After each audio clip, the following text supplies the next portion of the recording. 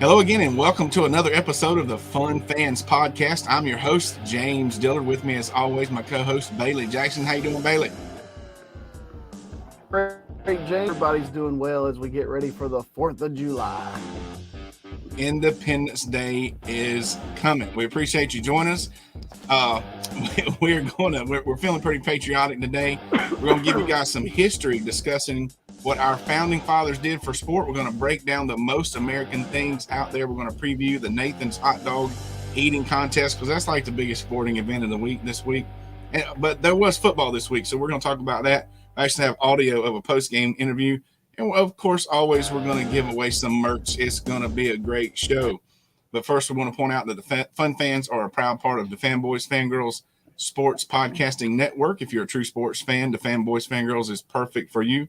Find various nationwide podcasts and other sports media at thefanboys.com and all forms of social media. The Fun Fans are the official podcast for Clemson fans. And Bailey? We'd like to thank Reuben's, one of our title sponsors. Reuben's Food, Sports, Spirits, and Catering, the best wings around, with 2 locations in the upstate, 1083 Batesville Road in Greer, South Carolina, and 11028 Anderson Road in Piedmont. Find them at ReubensC.com. Reuben's is simply a great place to eat for all sports fans. Oh, man. So no surprise to anybody, I'm sure. We were at Reuben's recently, but I just want to point out that I got something I've never gotten before. I got the barbecue sandwich. When I think, if I'm not at a barbecue place, I generally don't get the barbecue sandwich. That barbecue sandwich was on point. It was one of the best barbecue sandwiches I've ever had. So Reuben's just keeps knocking it out of the park no matter what we order. So anyway, once again, like we've already said, it is approaching Independence Day. We are basically in the holiday weekend. There we go. There's some patriotic spirit. That's awesome. So I don't have anything like that, and I wasn't going to go by. If you're just listening on audio, Bailey just put on. Well, you're going to have to find the video. I'm not going to spoil it. Just got to find the hat he just put on. This is compliments to my daughter Katie. Some reason we have like 3 of these at my house. Probably and I will have it on Tuesday afternoon. Tuesday at the Fun Fans' first ever 4th of July corporate party. That's right. Anyway. So speaking of Bailey, he's our research guy, and we're like, okay, it's 4th of July. Not a lot of sporting events going on. So we did a little research, and we thought it'd be very interesting. Happened to find a couple of articles on what our founding fathers did for sporting activities back in and around the year 1776. So just let's listen carefully because this is actually quite interesting. So the colonists brought with them a lot of the games from Europe, of course, such as bowling, football, and I assume when it lists football here, they're probably referring to soccer, cricket, something that's spelled Quoits, quoits. That is a ring that you throw on a stick, similar to horseshoes, they say. Yeah. And cards. Some of these stuck around, but some, such as cricket and soccer, which soccer's coming back, but fell to the wayside because it really didn't require the necessary skills the colonists needed in their everyday lives. So the big sports during our founding fathers' time, the 1776 time frame, that were big were hunting, fishing, and things that they referred to as blood sports. Bailey, you're a history teacher. Did you ever heard of the blood sports? I actually did some research here, James. Right. Let's hear it. So bowling was more like yard bowling. Right. Well, yeah. They didn't have the alleys with the. Yeah. So they were out in the yard. Right. And so the Puritans in New England, it was like games like this were like outlawed because they were, I guess idle time is the devil's workshop with the Puritans. But football was actually a sport that was like a combination of soccer and rugby. And it was a very brutal game that they played, and people were getting killed playing football, so they had to kind of clean that up a little bit. And I will correct you, soccer's not coming back. Soccer's back, baby. Soccer's the most popular sport in the world, and they're playing in Charlotte right now, Team USA. Yeah. It's been back for a while, so True that. So so the list of blood sports, speaking of the football being pretty, fight. I mean, fighting, what we would call, they call it out. boxing. It goes under the list of blood sports. Yeah, because they just fight till somebody's done. Some other blood sports would fight. Cockfighting, dog fighting, and I found these the most interesting: bull baiting, bear baiting, and rat baiting. Now, Bailey, do you have any idea what in the world those are? The only reason I do is because you wrote them in the script. Yeah. Okay, so you didn't know before, just like me. So bull baiting is when they would tether a bull and then send dogs to attack the bull.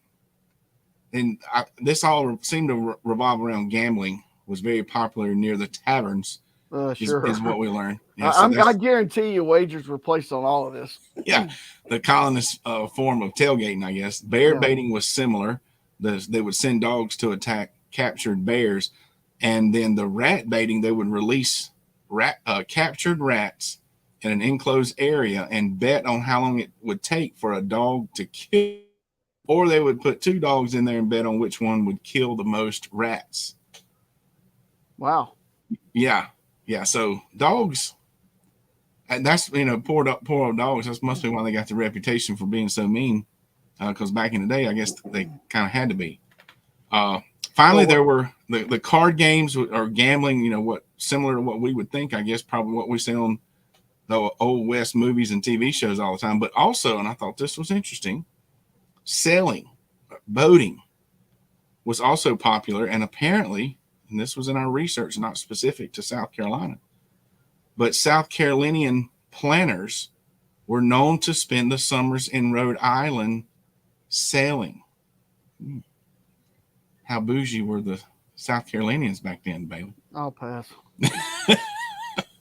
Nothing against anybody who sails, but it looks like a lot of work to me. And if I'm gonna be on a boat, it's gonna be more like a pontoon boat. I heard that there's some sailing, but I wouldn't mind going to Rhode Island. We can need to visit New England one day. That'd be fun. So that's what our founding fathers did for sport way back in the day. So celebrate some independence. And obviously 90% of those, if not more, are illegal now. So there's that. All right. So what about, speaking of now, Bailey also found an article that is a list of the 101 most American things in America. And of course, we're not going to go through the entire list of 101 items, but I guess we can at least read is worthy of reading the top 5. What do you think? I picked my 5 that I'm going to expand on. Okay. Now. Let's just do that.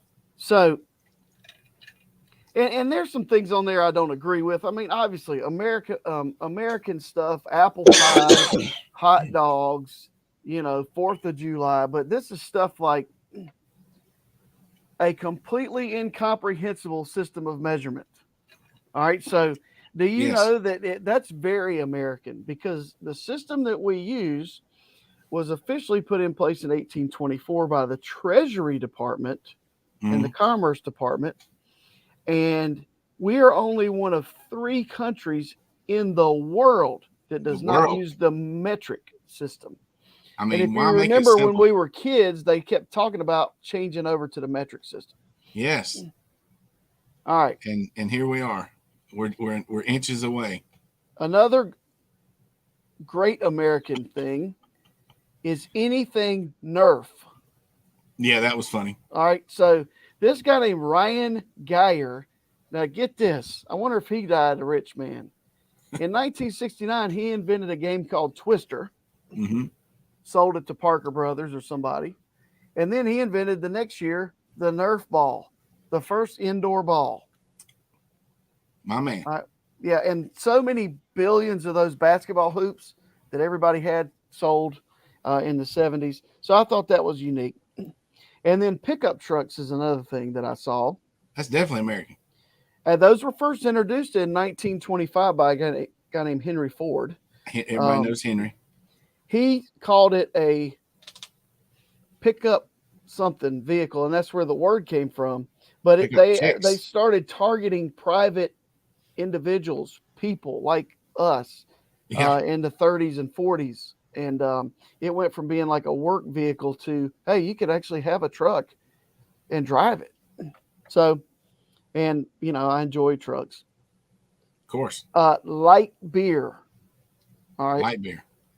So we watch our calories around here. Well, in some countries, light beer is just, it has less alcohol. It just has less alcohol. Well, in America, it was first introduced during World War II. Coors Light actually introduced Coors Light in World War II and then stopped it and then reintroduced it until 1978. So the late 70s, early 80s is when light beer really took full force. And then, since you mentioned it earlier, barbecue. Which That's is American. On the menu for Tuesday. Now, so barbecue actually originated in the Caribbean islands, or Caribbean, however you choose to say it. But Southerners have taken it to a whole new level. All right. And I will take it to my level. Tuesday, I just bought 3 huge pieces of pork because Southerners back in the day, what did they have a lot of around the farm? Pork. Pigs. All right. So they had to do something with the pigs. Let's put them in a big pit and smoke them. All right. So those were my 5 that I picked out. Excuse me.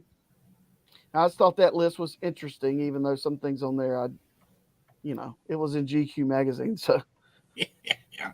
Not a I thought reader. I could tell. Yeah, I could tell they were kind of being serious and kind of being sarcastic.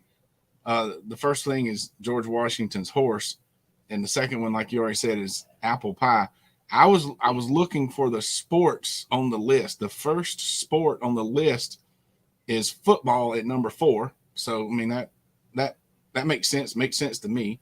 Very American. Very American. I'm assuming they're referring to American football. The next sport, I'm assuming it's a sport, is number 8 is drag racing.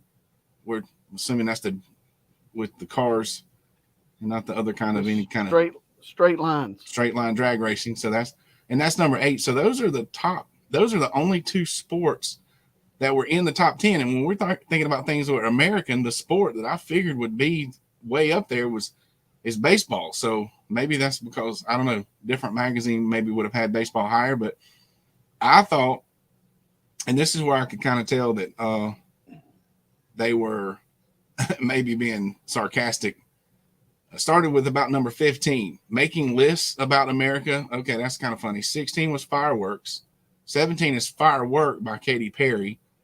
18 is lighting things on fire recreationally. Number 19 those are fireworks. Yeah, right. Number 19 is fire. Number 20 is the word y'all. Number 21, being good at the Olympics. So that's another sporting part of the list. And number 22, I thought this was very interesting, has to do with sports. Calling sports teams that win American Leagues world champions. And, we definitely do that. So that's very American of us. But I did keep looking for baseball. Do you know where baseball Something falls? About calling the national pastime something that's not even a pastime. Yeah. Like, it's the national pastime, but guess what? It's still going on. It is still going on. So apparently these folks don't have the super high historical American feeling of baseball being America's pastime. Consulted us. Yeah, I'm trying. It was like 80 something. So it was way, way, way, way on down the list. So that was interesting. We will post that link for anyone that is interested. Well, actually, we always post the links that we mention with our shows and on our website. So you can check that out for yourself. But you know who needs to be on everyone's top 101 list? I'm going to say J-Do. J-Do. MC, entertainer, entrepreneur, pep rallies, corporate events, game shows, fundraisers, galas, etc. Just put that man on the mic and let him liven up the party. Not only is J-Do a friend of mine, I've seen him work, and your organization will not be disappointed anytime you add J-Do to your function. You can find him at itsjdo.com and on all forms of social media at itsjdo. So we did have a sporting event this week. We had football. Woo! That's The right. United States Football League championship game was last night. Bailey, did you get a chance to check that out? Well, no, I didn't watch that. You didn't? I, I cannot get into football in the middle of the summer. Sorry. Oh no, it's fine. So I watched the beginning and the end. I watched most of the first quarter and then the second half of the fourth quarter. Just so you'll know, the Birmingham Stallions defeated the Pittsburgh Maulers 28-12. Now, one thing I thought was interesting, I thought these, and I hate to say spin-off, but non-NFL professional leagues, am I wrong in thinking that maybe the majority of them, because obviously Pittsburgh, I thought they had teams in the non-NFL cities. Is it common for them to have teams in the NFL cities? Well, some of them do, some of them don't. I mean, it's we could go back. Here's a trivia question for you. All right. How many USFL champions have there been? How many total USFL championships have been played? I don't have any idea. It's been around longer than people think. No, that was the fourth one. Oh, it was. It was. So the USFL started in the 1980s but they went as away. a direct competitor to the NFL. Right. And people like Donald Trump owned teams. And Steve Spurrier coached in the USFL. And Sam Mills, who was a big-time Saint and Panther. And they still keep pounding in Charlotte because of Sam Mills. He got his start in the USFL. And Steve Young and Bo Jackson and people like that. So, yeah, that's only the fourth one. Well, the fourth one saw Birmingham Stallions on top. They are the USFL champions 2023. And there is a tie to the Carolinas and to our local sports teams here. The head coach of the Birmingham Stallions is one Skip Holtz. Okay. Before you go any farther, did you see that Pittsburgh's uniforms have the same color scheme as the Steelers? Yes. It probably, and I'm assuming they used the stadium. They played the game last night in Canton at the NFL Hall of Fame place. Right. That's pretty neat. I think they only had a couple sites they played in all year. That's either this league or the other league. It wouldn't surprise me. And speaking of what normally we point out the crowd, the lower deck, not in the end zones, was pretty full. I mean, there were thousands of people at this game, so it wasn't some ignored event. But you know who else was there watching his son coach? Was Lou Holtz there? Lou Holtz was there. So Hall of Fame coach Lou Holtz, and we were able to catch a post-game interview with Coach Holtz. We got it here on audio, so listen carefully for the Fun Fans post-game interview with Coach Lou Holtz, father of head coach of the Birmingham Stallions, Skip Holtz. Here we go. World champion. So we're here with Hall of Fame coach Lou Holtz, father of Skip Holtz, the head coach of the now USFL champion Birmingham Stallions. Coach Lou Holtz, how are you doing today? It's great to be here, James. Just super excited to be part of the Fun Fans podcast, and can't wait to look forward to another off season with Skip. Well, we appreciate you being with us, Coach. So tell us about what you thought about the game. Well, those Stallions came out blazing. I mean, I told Skip before the game, it's a championship game, so it don't matter what you've done, what you do tonight. You've done your preparation. It's up to the players now. It's just to leave it all on the field. And I think the passing game was too much for Pittsburgh, and they just couldn't stop the stunts coming either. The defense played great, and they just had a great all-around game. Yeah, I agree, Coach. And what do you think, Skip, what does this mean for his team in the future? Well, it is the USFL, and when you think about the future, you really got to think about preparation. It don't matter what you're doing in life. You got to be prepared. You got to do what is meant for you to do. So I just tell Skip all the time, you think about things, you do things, and it's like you got to be ready for whatever life sends you. Coach, you can't go wrong with that type of advice. Once again, we appreciate you being with us. Thanks again, and tell Skip that congratulations on the championship. Thanks, James. Thanks. It was great being with you. Well, there you go. I mean, you heard what Coach Holtz had to say about the game. That was pretty much my same interpretation. I feel like I need to wipe my face off. And Coach Holtz is always full of good life advice too. You ever go to the clinics when he was coaching at South Carolina? yeah, I wonder if they were prepared the night the scoreboard lights almost blew out in Columbia. Yeah. Okay. Yeah, he didn't have the greatest of runs as a Gamecock, but we appreciate him taking the time out. And we appreciate him coaching there too. Thank you. Yeah, appreciate him doing that for us here on the Fun Fans podcast. So we are definitely ready for some football here on the Fun Fans podcast. I know some folks are counting down the days, but we got some stuff to do, some summer to get through before we get there. But we are definitely looking forward to this fall and some football. So in upcoming sporting news, on July 4th is the biggest event, second only to the spelling bee, the Script spelling bee, and that would be the Nathan's hot dog eating contest. First of all, Nathan's hot dogs are good. Yeah, well, I mean, they're really good hot dogs. I have some research here, James. I hope so. Joey Chestnut goes for his 16th Nathan's hot dog title. In 2021, he set the 10-minute record eating 76 hot dogs in 10 minutes.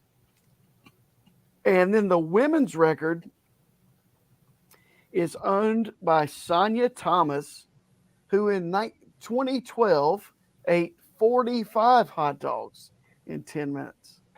Okay, I feel like I'm full. I sit in my chair and think, why did I eat that second hot dog?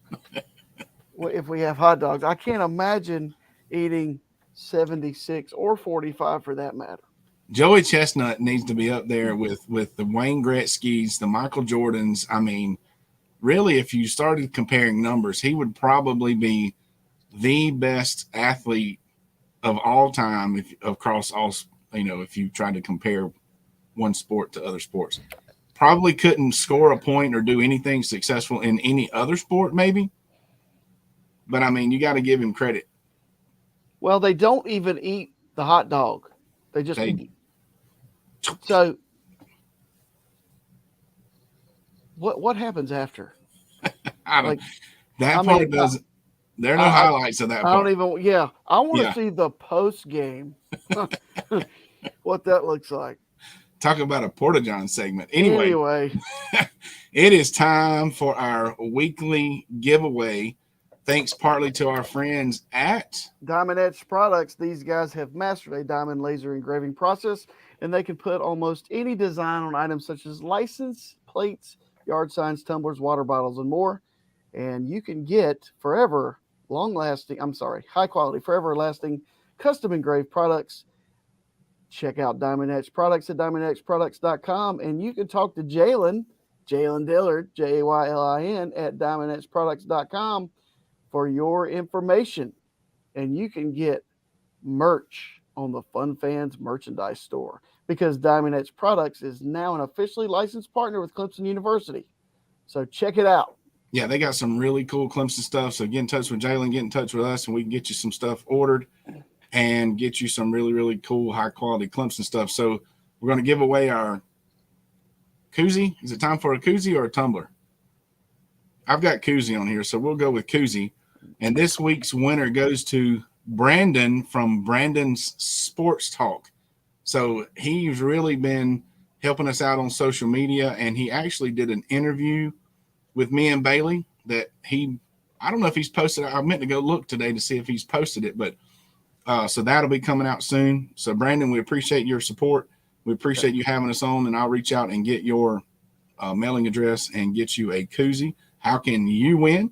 All you have to do is share any of our shows on any social media, and you'll get entered into a drawing to get your own high-quality Diamond Etched product, Fun Fans tumbler or koozie. Just a reminder that we are Channel 24 on the World Sports Broadcasting Network. That's streaming and on TV if you download the Boxcast app. So we'll put those links when we post everything with the other links that we post, and you can sit there and watch the Fun Fans just like you're watching ESPN. And we can't forget. I'm sorry. No, you're good. Go. Well, there's a few other sporting things going on. One, the Gold Cup. All right, and this is an interesting story. So the Gold Cup is a soccer competition between North America, Central America, and the Caribbean islands. Okay, so it's in the United States. They're currently playing in Charlotte right now. They're up 3-0, and they're going to win their group and advance to the quarterfinals, or not the quarterfinals, but the round of 16, I think they call it. Mm-hmm. But they're playing in Charlotte, and Charlotte has a synthetic turf field. They put down grass over top of the turf this week. Interesting. I don't even understand it. Like, it blows my mind. But anyway. Why would you put, how does the grass? They won't play the soccer match on turf. Did they take what's the grass? Does it stick to the turf? Does it I don't know. I'd have to do more research. It wouldn't surprise me if they took the turf up and then put. No, they didn't do that. They put some layer of something on top. Yeah. And put it down. Now, in other news, Major League Baseball announced its all-star teams today. You can check that out on all your sports media outlets. That's interesting stuff. NBA is currently in free agency. Which there's some interesting stuff on ESPN about that. And then Ricky Fowler, Ricky Fowler, golfer. I did watch a little bit. Well, yes, go ahead. He won today for the first time since February 3rd, 2019. He went all the way from like a top 10 player in the world to being ranked 185 in the world, which is still really, really good. Right. Last fall, and now he's completed the comeback, and he's won again. So it's a good story if you can look that up and check it out. But I just wanted to share my information I had for the sports world. All the highlights coming straight to you from the Fun Fans podcast. Thanks to Bailey and his research. I just bring up all the silly stuff. Bailey wears the silly hat. What is not silly is Wayne Buckingham's Gala Orange and White fundraiser weekend. So don't forget about that fundraiser. Once again, we're going to share the link. It'll be an opportunity for you to rub elbows with big-time Clemson players and coaches such as Horace Grant, Dale Davis, Levon Kirkland, Michael Dean Perry, Coach Danny Ford. The list goes on and on. You can reach out to us for more details, and the links will be posted on our website and our social media as well, with all the other links that we've mentioned. So reach out to us for your official Dominix product merch. We hope you learned something about the history of our nation's sports today. We want to appreciate Coach Lou Holtz for the interview. We'll be back next weekend, Sunday, our normal time, with another different kind of first.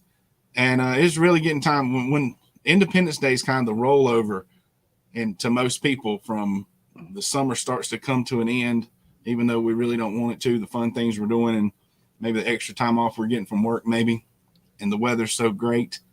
But the good sign about that is football season. Well, it's hot. It's kind of messy these past couple of days, but football, it's a sign. Once Independence Day is come and gone, it's a sign that football season is right around the corner. And we said this last time. You guys have fun, Independence Day, celebrate the 4th, celebrate our country's birthday, but be safe.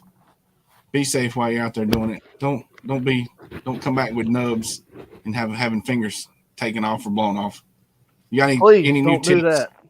Yeah, don't do that. So thanks again for checking us out each and every week. Don't forget to click subscribe on your favorite platform, especially YouTube. Find us at Fun Fans Podcast on all forms of social media.